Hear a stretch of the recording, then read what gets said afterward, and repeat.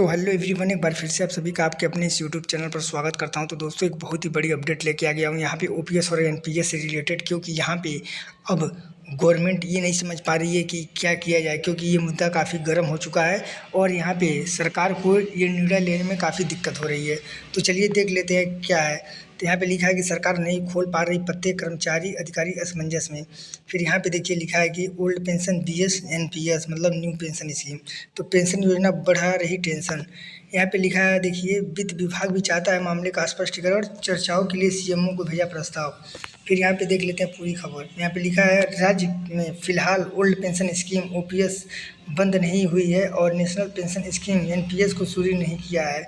इसके बावजूद सरकारी अधिकारी और कर्मचारियों में पुरानी पेंशन योजना को लेकर असमंजस की स्थिति बनी हुई है। दरअसल इस असमंजस की वजह सरकार है। विधानसभा चुनाव में ओपीएस मुद्दा बना, लोकसभा चुनाव के कारण अब तक राज्य में इस मुद्दे पर चुप्पी रही। फिर कह रहा है कि लोकसभा चुनाव के बाद अब वित्त विभाग राज्य सरकार से इस विषय पर स्पष्टीकरण चाहता है। विभाग ने ओपीएस के मुद्दे पर चर्चा का प्रस्ताव बनाकर मुख्यमंत्री कार्यालय को भेजा है। प्रस्ताव में ओपीएस जारी रहेगी या बंद होगी, इस विषय को उठाया गया है। राज्य सरकार ने ओपीएस के भविष्य को लेकर फिलहाल पत्ते नहीं खोले हैं। राज्य में राष्ट्रीय पेंशन प्रणाली को खत्म करके ओपीएस लागू करने की प्रक्रिया 2 चरणों में पूरी हुई। पहले चरण में सभी सरकारी अधिकारी और कर्मचारियों को ओपीएस का लाभ दिया गया। तो फिर यहाँ पे देखिए अब आगे ये कर रहा है कि कर्मचारी बना रहे ओपीएस पर रुख स्पष्ट करने का दबाव, मतलब कि कर्मचारी ये चाह रहे हैं कि ओपीएस लागू किया जाए। और यहाँ पे देखिए लिखा है कि 6.2 लाख से अधिक अधिकारी कर्मचारी पेंशनर के लिए है ओपीएस के दायरे में, मतलब कि 6,25,000 लोग हैं ऐसे कर्मचारी और अधिकारी जो ओपीएस के दायरे में हैं। फिर यहाँ पे देखिए नतीजन वह ओपीएस से बाहर हो गए। तो मौजूदा राज्य सरकार को अब ओपीएस के अंतर्गत 2 निर्णय करने हैं। पहला, ऐसे कर्मचारियों को दूसरा मौका देकर ओपीएस में शामिल किया जाए जो एनपीएस के अंशदान की राशि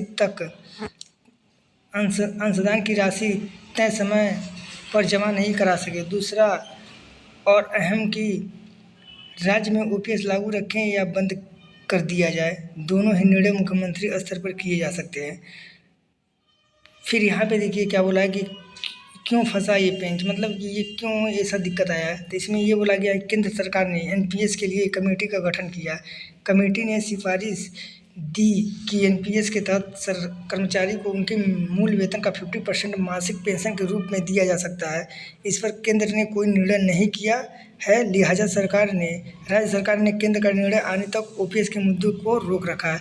तो यहाँ पे ये बात हो गया था कि अगर केंद्र सरकार जो है एनपीएस में कुछ सुधार करेगा तो भाई कर्मचारी शायद संतुष्ट हो जाए। 50% करने वाला था, लेकिन यहाँ पे सरकार ने कुछ निर्णय नहीं लिया। फिर आगे देखिए निर्मला और मोंटेक नहीं ओपीएस के पक्ष में, मतलब कि जो वित्त मंत्री निर्मला सीतारमण है वो भी नहीं ओपीएस के पक्ष में है। वो भी सोच रही हैं कि एनपीएस में ही सुधार किया जाए। तो इसमें क्या बोला गया है कि केंद्रीय वित्त मंत्री निर्मला सीतारमण ओपीएस के पक्ष में नहीं है। वो इस बारे में पहले ही अपनी राय स्पष्ट कर चुके हैं। केंद्र में कांग्रेस शासन में योजना आयोग के उपाध्यक्ष रहे मोंटेक सिंह आहलुवालिया ने भी ओपीएस को राज्यों के हित में नहीं माना। फिर आगे देखिए कर्मचारी संगठनों का हंगामा। यहाँ पे क्या बोला जा रहा है कि कर्मचारी संगठन है जितना भी है, यूनियन वाले हैं, वो हंगामा कर रहे हैं कि भाई जल्दी से जल्दी हमारा पेंशन वापस दो। लेकिन यहाँ पे गवर्नमेंट अभी भी कोई सुनवाई नहीं कर रही है। तो इसमें क्या बोला गया है, कर्मचारी संगठन सरकार से लगातार ओपीएस की स्थिति पर स्पष्ट करने का दबाव बना रहे हैं। राज्य कर्मचारी संयुक्त महासंघ के प्रदेशाध्यक्ष गजेंद्र सिंह राठौड़ ने स्पष्ट कहा कि कर्मचारियों को ओपीएस से कम कुछ मंजूर नहीं होगा। राजस्थान राज्य कर्मचारी महासंघ के प्रदेश संगठन मंत्री विजय सिंह ने कहा कि कर्मचारी सेवानिवृत्त हो रहे हैं, उन्हें पेंशन की चिंता सता रही है, सरकार को इस पर जल्दी निर्णय करना चाहिए। तो यहाँ पे गवर्नमेंट को खुद सोचना चाहिए कि कर्मचारियों को कुछ ना कुछ तो लाभ मिलना ही चाहिए। अगर एनपीएस ही दे रहे हो तो उसका 50% करो बेसिक सैलरी का, तभी जाके कर्मचारी संतुष्ट होंगे। तो दोस्तों ज़्यादा से ज़्यादा इस वीडियो को शेयर करो और अपने कर्मचारियों तक पहुंचाओ ताकि सबको ये बात पता चल सके। मिलते हैं नेक्स्ट वीडियो में, तब तक के लिए जय हिंद, वंदे मातरम।